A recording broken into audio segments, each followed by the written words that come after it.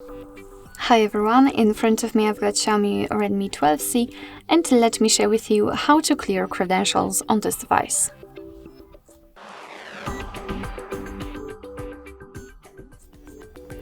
So first of all we have to enter the settings and then let's scroll in order to find the privacy protection.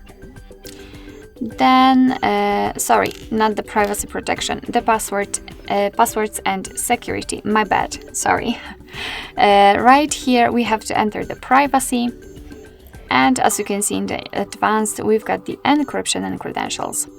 And right here almost at the very bottom of the screen we've got the clear credentials option, so let's tap on it as it is the option we're looking for and simply confirm it with OK.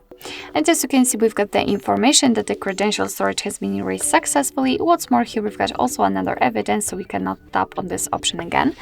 And be aware that if you've got any kind of screen lock reset, then your device will ask you to enter it in order to confirm the whole step.